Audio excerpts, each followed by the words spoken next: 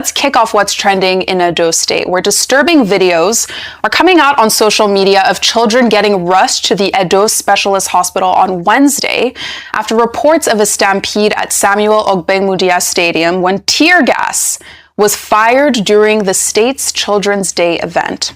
Now, according to the state government, bouncers decided to use tear gas after unruly behavior from male students, but it's tear gas. So the ripple effect meant students, teachers, parents, all of them immediately had to run for safety. And in videos on social media, students were seen in the aftermath, crying out on a hospital floor. Let's take a look.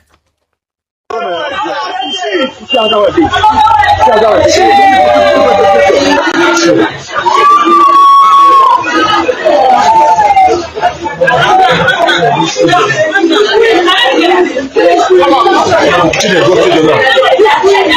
they call it fire tear gas? Is it children begin fall for ground like bed? Those visuals are gut-wrenching. So the government did respond, pushing back on what it's calling just social media narratives about this incident. In a statement from the governor, Monday Okpebolo's chief press secretary, Patrick Ebojele, he says in this statement, some excited children resorted to unruly behavior at one of the gates, which led to some kind of stampede, which meant one of the bouncers used tear gas to disperse them. In the course of the pandemonium, a few students sustained injuries. Now, Vimbai, bottom line, the government is investigating, the bouncer is detained, and most of the students are now discharged. But the big question is, why use tear gas at a Children's Day event? Why does a Children's Day event have to turn so chaotic that kids end up in the hospital?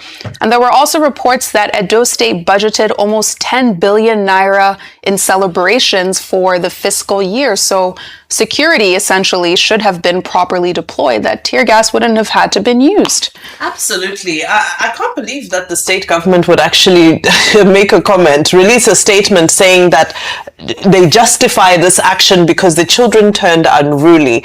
When we speak of children, we're speaking of 18 and below. So when people of this age group turn unruly, as they may, if the correct provisions are not put in place, are we now justifying that tear gas is the appropriate use of force against young children? I mean, that's just deplorable. So the state of mind is very concerning. And, we're coming from quite a dark Children's Day, where we've had commentary from all different parts of society saying we don't have the right to celebrate our children. Obias Ekwesinde said, don't you dare, we shouldn't dare celebrate our children. And these are the societal ills that we're referring to when we're talking about that. Now, often, yes, we quote the issues of the children in captivity that have been kidnapped. We talk about out-of-school children and so forth. But when we look at children who are in school, for example, who are attending events, we tend to neglect them and feel that, well, all things are okay with them. But this goes to show you society's mentality towards, number one, our most vulnerable, and number two, our future. This is how we're treating children. It's starting to become a pattern that there is lack of care, lack of, proper planning when it goes to, look at these young children who are hospitalized and so forth. So, beyond being able to prepare for events of this nature, especially where you have children in attendance, there's also the concern that we're also justifying the use of tear gas on children because of unruly behavior, which is absolutely unheard of. You have a bunch of teenagers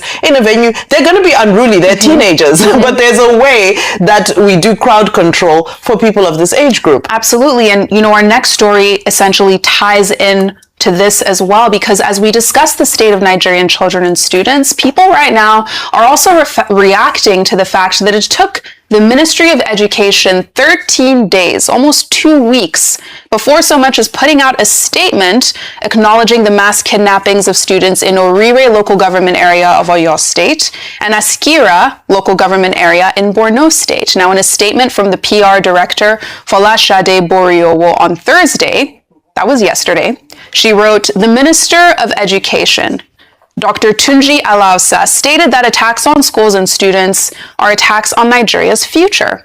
He assured that the federal government is working with security agencies to ensure the safe return of all the kids. No child should face fear or violence in pursuit of education."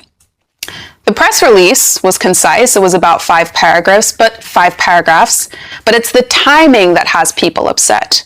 The fact that the Ministry of Education oversees the country's educational policies, standards, just the overall functioning of our academic system, and they were radio silent after 82 students were taken from schools for almost 2 weeks. All of this comes as people online have also resurfaced the clip of Nigeria's former First Lady, Patience Jonathan, crying out publicly after the abduction of the Chibok schoolgirls. The First Lady went viral at the time during this incredibly emotional meeting with Borno State leaders back in May of 2014. Let's run that back. Now the First Lady is calling you, come, I want to help you. Come to find your child, your missing child. Will you keep quiet? No. Child, there is God, oh. There is God, oh. The bloods we are sharing, there is God, oh.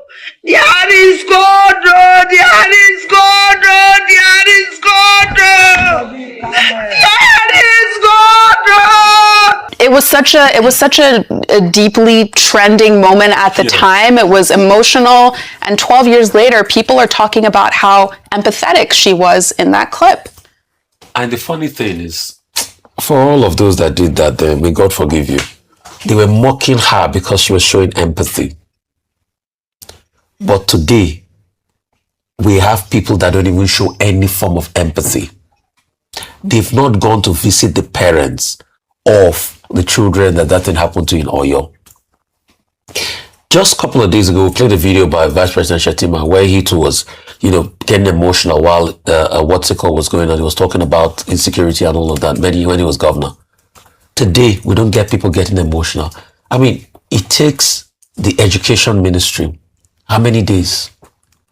2 weeks after a kidnapping happened, no statement released. Have they even sent people there? Have they sent delegation there? Has the highest man in the country sent delegation there? No. Mm-hmm. So it shows that they don't even care. But people were easy to mock Mrs. Jonathan then.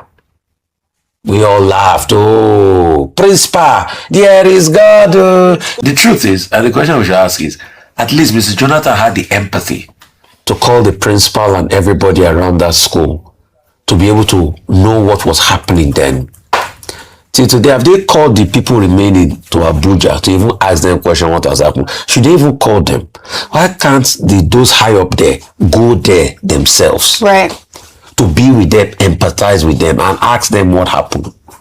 The other day, we buried one of the people that were, because it was not, while the operation happened, some people were killed on the spot.